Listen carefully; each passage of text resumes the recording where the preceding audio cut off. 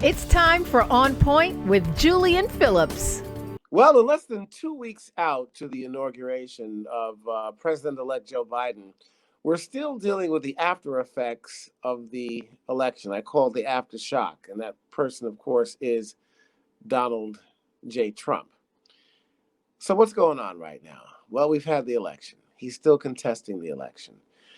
He's saying it's a fraud. He has a lot of people that believe it's a fraud, so much to the point where uh, just a couple of days ago, there was a protest. This was January 6th, when the Congress was set to certify the Electoral College votes. He holds a rally the same day. Then there's a protest that filters down to the Capitol. I'm sure you all know by now it was an insurrection. They're calling it domestic terrorism. The only insurrection that we had prior to this, and it wasn't even an insurrection, was the War of 1812 when the capital was sieged by the British. In the aftermath now, 5 people have died. One Capitol police officer, four rioters, as I call them. Trump now basically has said, well, uh, I didn't support this, that I don't condone violence, and that those people who were part of this will be prosecuted to the fullest extent of the law. But he incited it. When he addressed the rally prior to, he told them to march down to the Capitol. Donald Trump Jr. basically said that they should continue to protest this election. And Rudolph Giuliani, America's mayor, comes on and basically says they should start combat. Combat! So what happens? The Capitol is breached. We've never seen anything like this before. So less than 2 weeks out to the inauguration, we're still dealing with this. So what happens now? Chuck Schumer has said, and Nancy Pelosi, Chuck Schumer now to be the majority leader in the Senate, says that uh, there should be an impeachment, or the 25th Amendment should be enacted, and Trump's cabinet should enact that amendment, the 25th Amendment, and he should be removed immediately from office. Several cabinet members have agreed. But will it happen? Probably not. Will Nancy Pelosi try to get Congress to go through impeachment proceedings? She might, but with 13 days left, how much can possibly be done? Maybe not much. Now, 13 days may seem like a short time, but with Donald Trump in office, a man who is desperate, he's been cornered now like a rabid dog. Anything is liable to happen, and we hope that it doesn't. But we still have 13 days left or less, and we're still dealing with this. Those are the negative things. But there are positive things here that are going on. We had the Georgia runoff, and Reverend Raphael Warnock and Ossoff won. They beat David Perdue and Kelly Loeffler. Nobody actually thought that that would happen, but it did. And maybe Trump helped that process by flying down to Georgia for a rally. And of course, he talked more about himself than the candidates. He also threw his vice president under the bus, Mike Pence. Here's a man who was his lapdog, basically, for 4 years. And when Trump tried to have him overturn the election during this process on January 6th, something that he couldn't do, he's now made Mike Pence the scapegoat. Kind of typical for this president, isn't it? So here we are looking for a brighter day. And the good news is that there will be. Now, let me just focus on something here. And I'm gonna talk primarily about what we can look forward to and why we have reason to rejoice.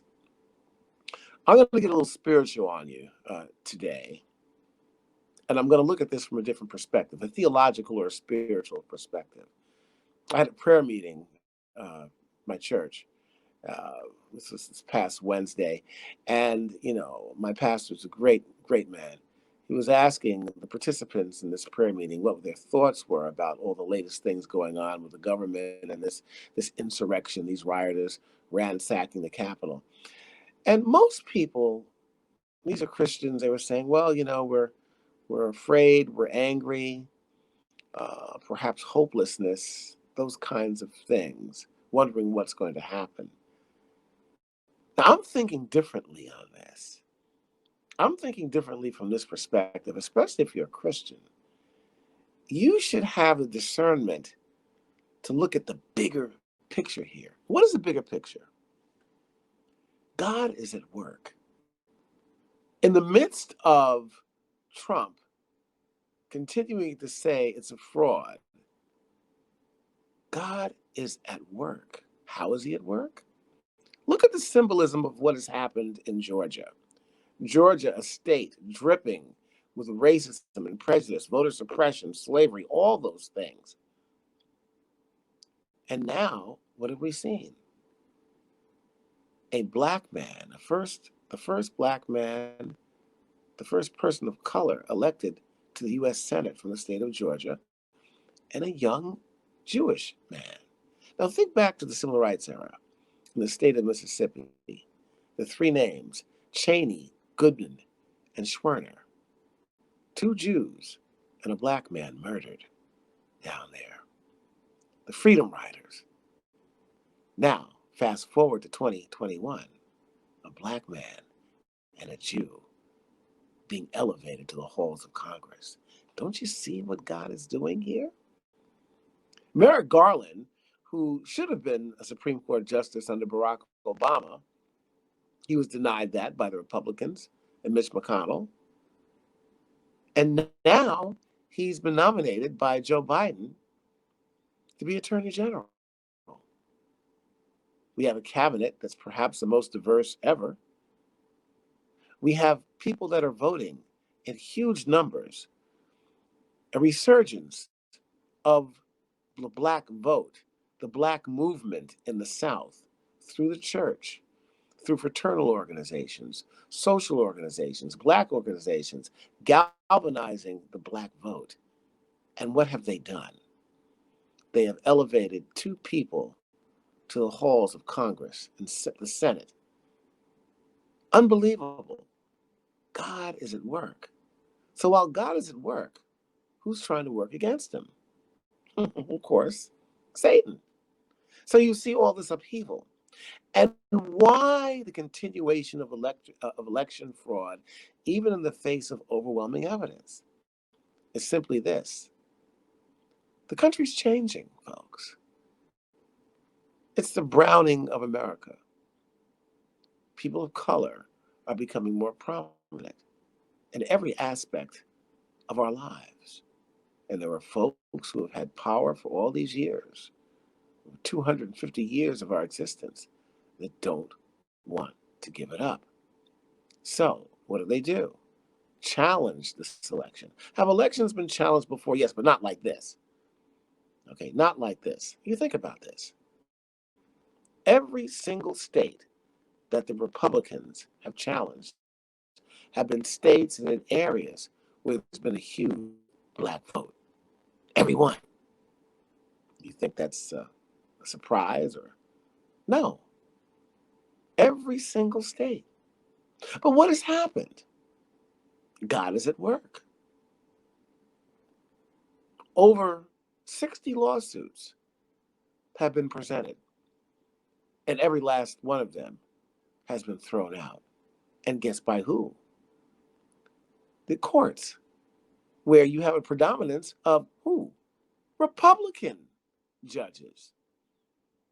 Republicans.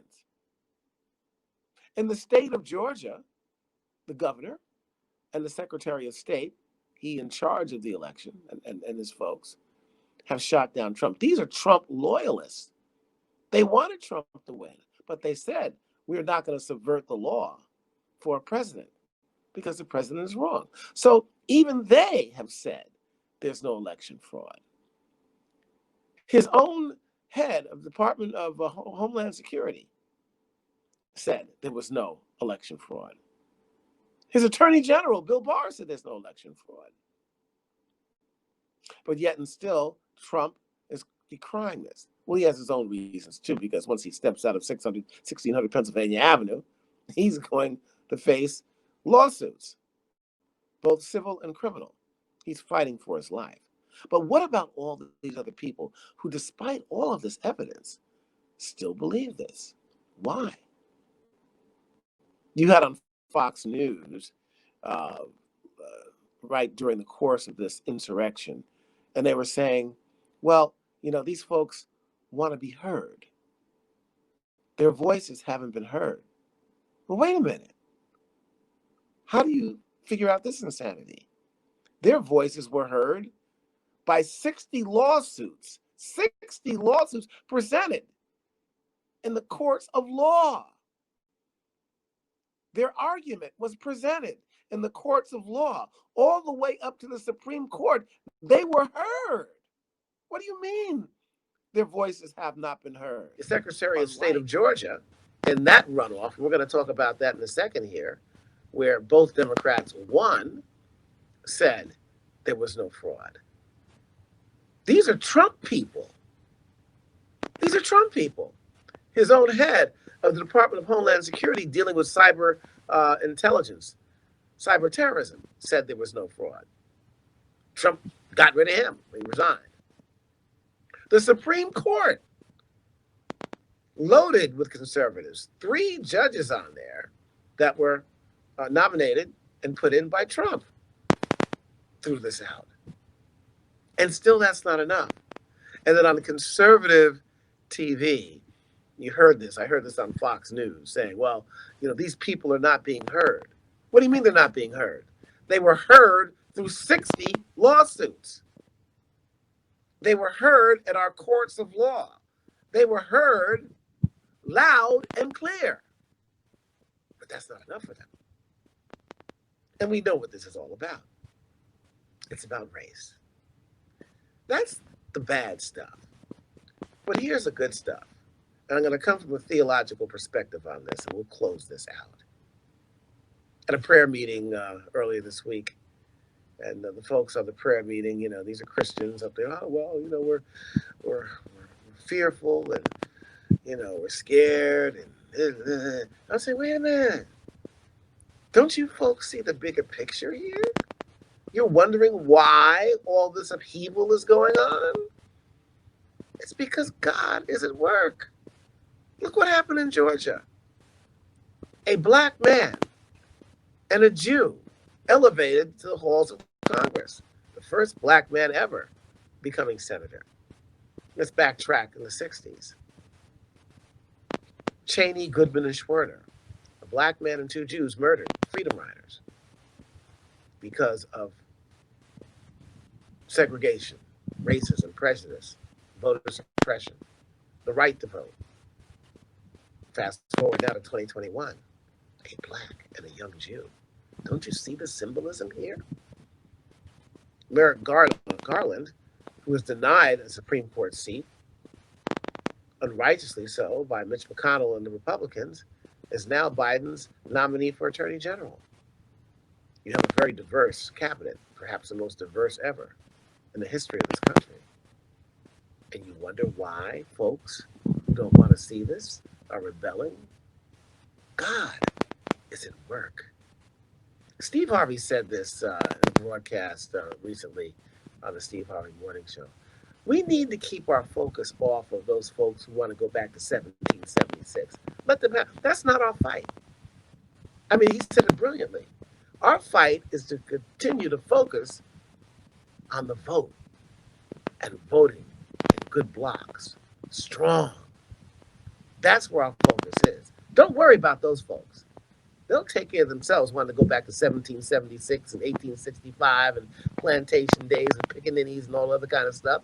Let them deal with that. It ain't going back there. Let's just keep on focusing on what we can do and what God is doing for us.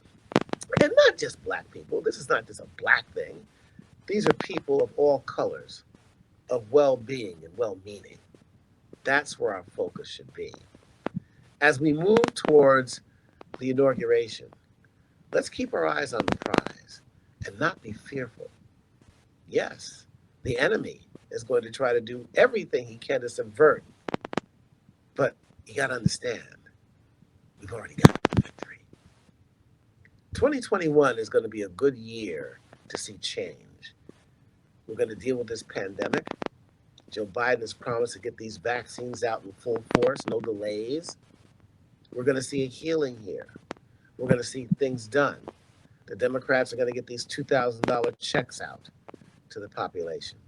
We're going to have money to hold us off until we can get back together, so we can touch one another again, so we can hug one another, so restaurants and businesses can open up, so our economy can flourish and blossom. That's what's going to happen.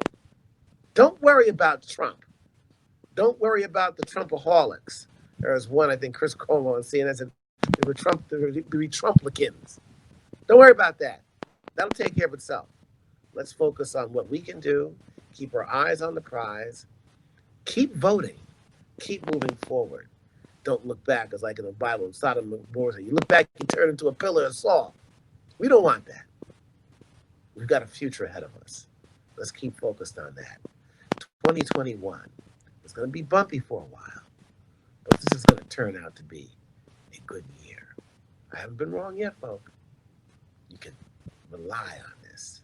You can believe it, because God is in control. We'll see you shortly.